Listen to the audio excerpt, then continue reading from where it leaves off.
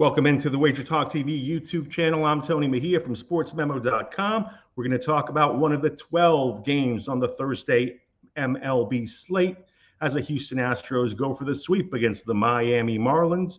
A good mix of matinee affairs and evening contests in MLB as we head into the final weekend prior to the All-Star break, home run derby on Monday, the game on Tuesday, and then we'll get back to action for the stretch run in baseball. And the Astros probably can't wait to get back to it because they're surging at the moment, 15-4 over their last 19, while the Miami Marlins have struggled all season. They're on the struggle bus currently, 2-7 over their last 9 and looking to avoid the broom treatment in Houston.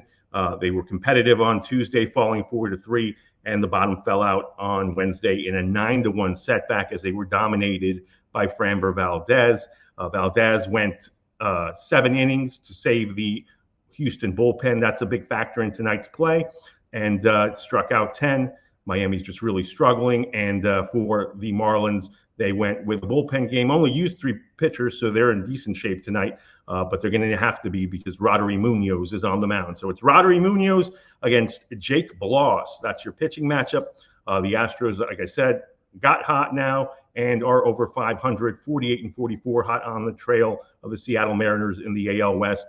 The Marlins come in at 32-60, now the worst team in the National League records-wise after the Rockies won in Cincinnati to move a half a game ahead of Miami. The Marlins are only ahead of the Chicago White Sox in Major League Baseball, and they have averaged 4.7 innings per start, second lowest in MLB since June 12th, and that probably continues tonight with Roddery Munoz on the mound. He comes in at 1-3 with a 5.48 ERA, a 1.47 WHIP.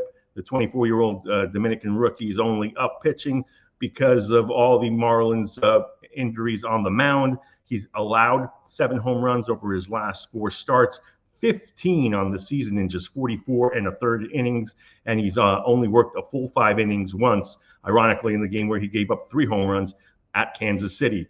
He was using the piggyback role last time out, and that worked out pretty decently as he was serviceable, but he still had some walk issues. He's only had 2 quality starts over his 8 appearances, and he has been better on the road than at home. So Munoz takes the hill for Miami. And we're going to ride an Astros player prop as our free pick here because for starters, they're favored as a -190, -200 favorite. That's pretty substantial. If you want to lay that 1.5 runs, I wouldn't talk you off that. But you need to be aware that Jake Bloss, their starter, will be making just his 2nd appearance.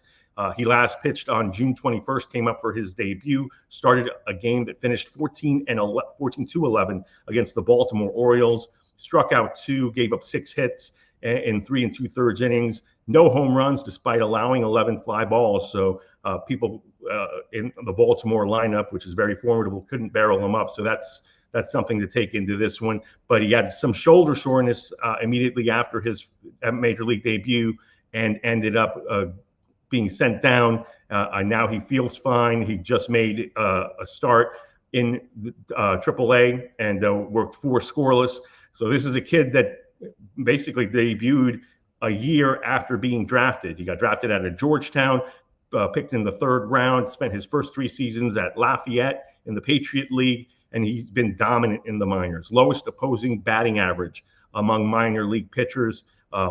Mid-90s fastball, has command of a number of pitches. So he looks to be the real deal, again, if he's physically healthy. So Jake Bloss, big start today against the Miami Marlins team that's certainly not as formidable as the Baltimore Orioles, and he's looking to keep a spot in the rotation even when Justin Verlander and Luis Garcia get back in the mix for Houston post All-Star break.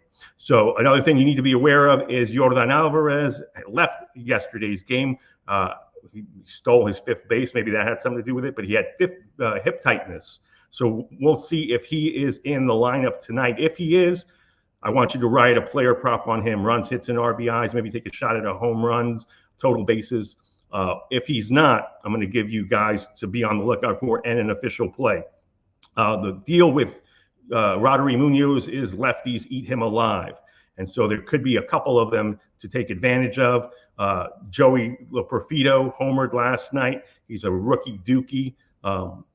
He's hit both his home runs in Minute Park and went 2 for 4 on Wednesday evening. Trey Cabbage went 1 for 3, came into the game when Alvarez stepped out. He's a second-year player, so your book may or may not have props on them.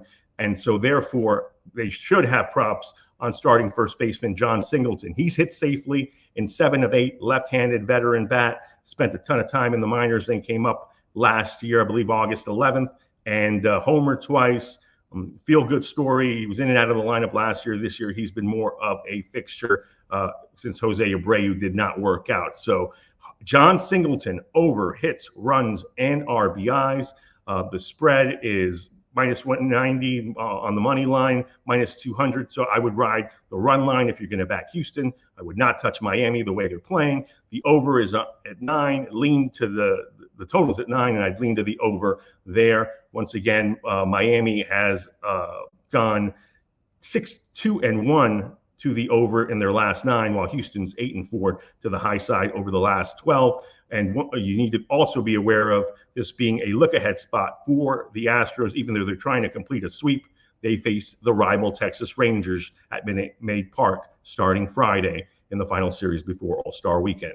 Smash that like button for me, and make sure you're following me on Twitter at Mejia Dinero. The deals that we have going on for you at Sports Memo, you can get 30 days all access for under $6 a day. Check that out at sm.buzz/TDM. And, once again, we're riding John Singleton. If Yordan Alvarez is not in the lineup, I would recommend Alvarez ahead of Singleton. Probably recommend both, but over on their runs, hits, and RBIs. You can find that at any book. Once again, thanks for watching. I'm Tony Mejia. Have a great Thursday.